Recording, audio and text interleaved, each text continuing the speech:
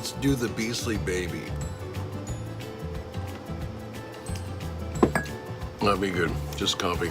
Okay. Beastly baby. This is my favorite book in the world.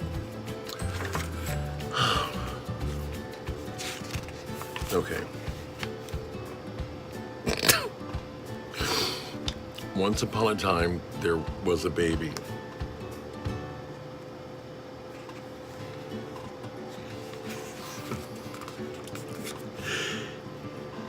It was worse than other babies. For one thing, it was larger.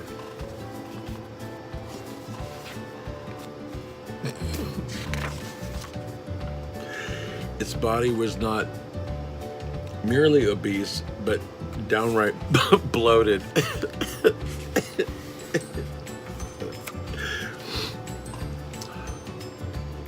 One of its feet had too many toes, and the other one not enough.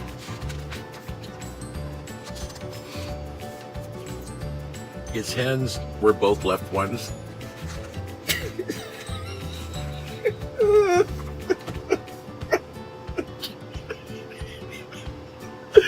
Oh God. Its nose was beaky, and it appeared to be considerably older than the rest of it. No, the word it will be increasing during the story. Okay. His tiny eyes were surrounded by large black rings due to fatigue, for its guilty conscience hardly ever allowed it to sleep. Oh my God.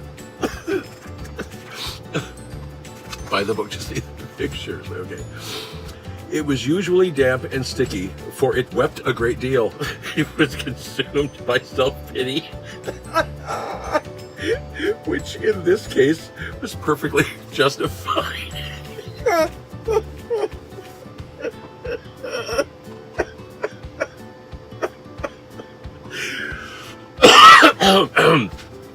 Okay.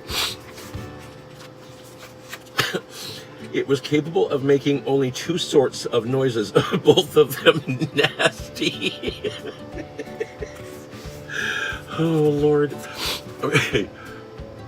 The first was a choked gurgling, reminiscent of faulty drains, and it made this noise when it had succeeded in doing something particularly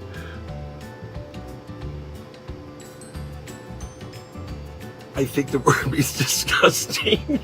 It's above my pay grade. atrocious.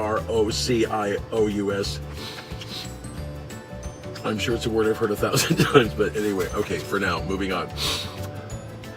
The second was a thin shriek suggestive of a fingernail on a blackboard. Made this noise when it had been prevented from doing something it particularly wasn't the same as the last word. atrocious. Arduous.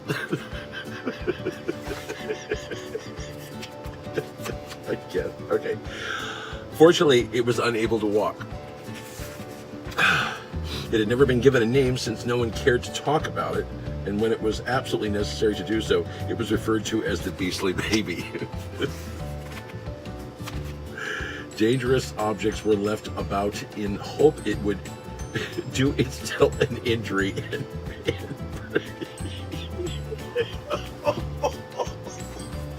Oh my God, this one just gets darker and darker. Dangerous objects were left about in hope that it would do itself an injury, preferably fatal.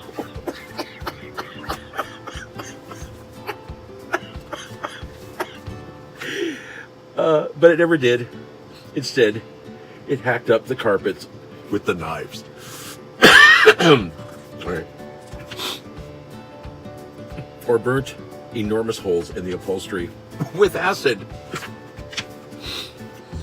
Or shot bric-a-brac off the tables. A day in the broiling sun had no other effect than to turn him a horrid purple. and when taken bathing, it always seemed to float back to shore, festooned with green, slimy weed. They're trying to leave this thing in the sun. They're trying to throw this thing in the ocean to get rid of it. Oh, God.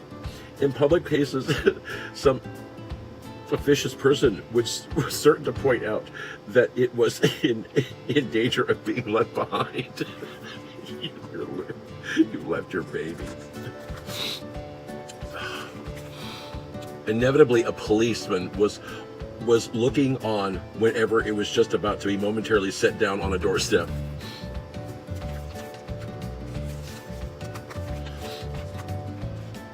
In the meantime, it grew larger and older every day, and what this would eventually lead to, no one liked to think. It was growing up. It was growing larger and older every day. Okay. Then one day, it was taken on a picnic.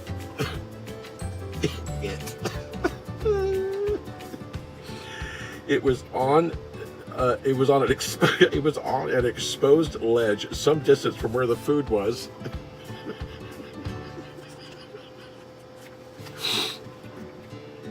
A few minutes later, the passing eagle noted it there.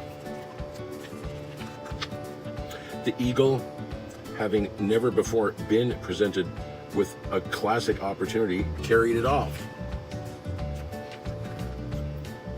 The eagle found keeping hold more difficult than it had expected. He attempted to get a further grip on it with his beak.